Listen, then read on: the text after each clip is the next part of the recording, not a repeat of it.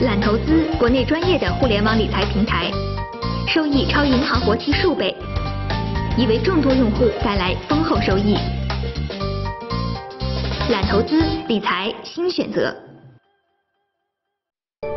源于民族之心，兴于品质之巅，成于健康之路。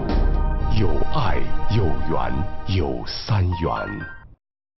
陆克文，这位有着中国通美誉的澳大利亚前总理，退出政坛后被哈佛大学肯尼迪学院聘为资深研究员，主持一项对中美新型战略关系可能性及影响的研究。2014年10月，他又获聘为亚洲协会政策研究所首任所长。今年4月，他在上海发布了自己最新的研究报告《习近平治下的中美关系》，其中提出以建设性的现实主义来实现中美共同使命。在接受财新传媒总编辑胡舒丽和主编王硕的联合采访时，他表示，中美应理清并坦诚分歧，与此同时寻求全球合作。President Xi Jinping will be here to stay for a long while, but President Obama will not. He will be gone in 18 months, and already he has already been crippled domestically. So, and you are suggesting a redefinition of strategic U.S.-China relationship, a grand strategy actually. This needs a very powerful president, American president.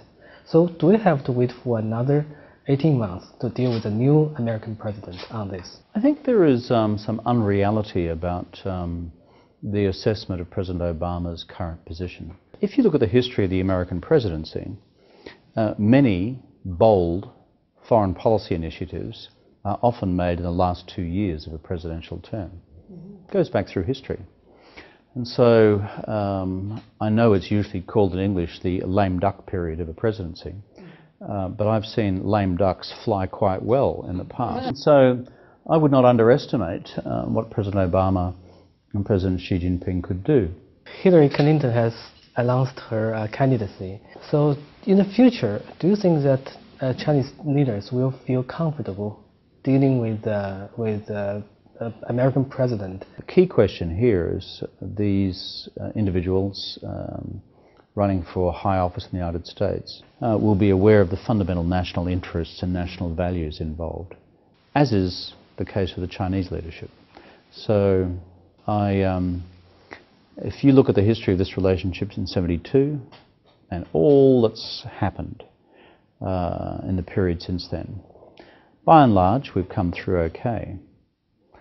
But nothing is forever, and that is why sometimes we need to try and reinvent our relationships as well in a more creative way. And this is a small contribution to that process. When I look at Henry Kissinger, to whom I've dedicated this summary report, and I describe Henry as the continuing bridge in US-China relations for more than 40 years. Yeah. We need more bridges around this relationship. What kind of leader you see from Xi Jinping? What sort of leader? Well, I think, as I say in the report, he is obviously strong. He's independently powerful. He has a clear blueprint in his mind about where he wants China to be, which is the Fuqiang part of the Zhongguomeng, of the China dream. A China that is wealthy and powerful. I know the tradition that comes from the end of the 19th century and that whole reformist period of people like Tan Se-tung and Kang Youwei and Liang Qichao and those folks, and all of whom are responding to the arrive of the Western imperial powers and the degradation of China in that period from the 1840s to the 1890s. So he comes from that tradition of Chinese national reform so that China will no longer be pressured again by external powers as it was in that period. I understand that.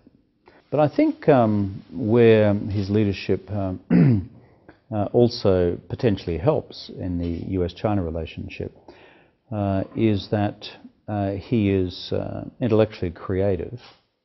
I think that's where the idea of 新型大国关系 came from. And therefore, as I say in this report, I think Xi Jinping is a person that American leaders can do business with. And that's why I put forward a proposal for a way of conceptually looking at this relationship.